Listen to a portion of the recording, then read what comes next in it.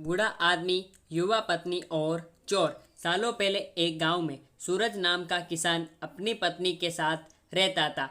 किसान बूढ़ा था लेकिन उसकी पत्नी जवान थी। इसी वजह से किसान की पत्नी दुखी रहती थी। वो हमेशा अपने ही जैसे जवान पुरुष से शादी करने की चाहत मन में रखती थी।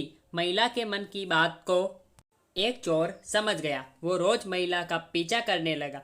एक दिन उसने किसान की पत्नी को ठगने के विचार से उसे एक झूठी कहानी सुनाई। चोर ने कहा, सालों पहले मेरी पत्नी मुझे छोड़कर चली गई थी। अब मैं अकेला हूँ। मैं तुम्हारी सुंदरता पर मोहित हो गया हूँ और तुम्हें अपने साथ शहर ले जाना चाहता हूँ। स्त्री ये सुनते ही खुश हो गई। वो फटाफट बोली, ठीक है, मैं तुम्हारे साथ चलूंगी, लेकिन मेरे पति के पास बहुत धन है। पहले मैं उसे ले आती हूँ। उन पैसों से हम जीवन भर आराम से रहेंगे। ये सुनकर चोर ने कहा कि ठीक है, तुम जाओ और लौटकर इसी जगह आना।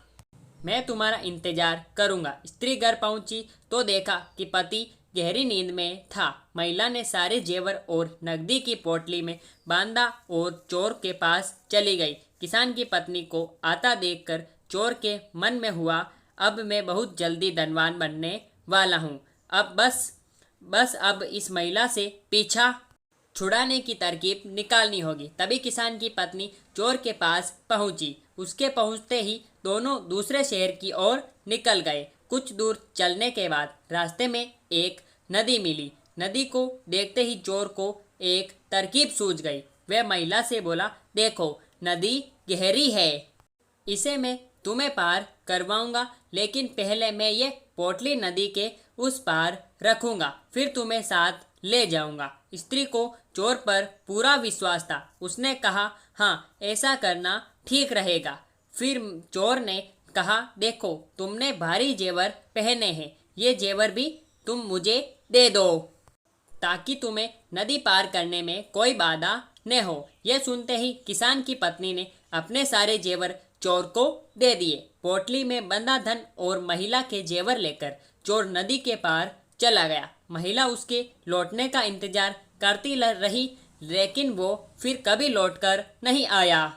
अब महिला को बहुत दुख हुआ और उसकी आंखों में आंसू बहने लगे, लेकिन पछतावे के लिए तब तक बहुत देर हो चुकी थी। उसका सारा पैसा और जेवर लेकर चोर जा चुका था।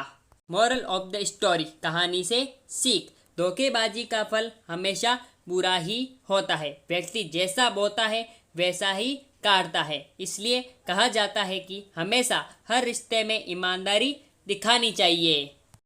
तो मेरे प्यारे भाइयों और बहनों, आपको आज की हमारी कहानी आपको कैसी लगी, आप हमें नीचे कमेंट बॉक्स में बता सकते हैं। साथ ही साथ ऐसी ही धमाकेदार एंड मज़ेदार मोरल स्टोरीज के लिए आप हमारे चैनल को सब्सक्राइब करके बेल आइकन जरूर प्रेस करें, ताकि हमारी ऐसी वीडियोस की सब नोटिफिकेशन सबसे पहले आप तक पहुंच सके जैसे हम उस वीडियो को अपलोड करें। फिर मिलेंगे ऐसी धमाकेदार स्टोरी के साथ। तब तक के लिए गुड बाय। जय हिंद, जय भारत। Thanks for watching.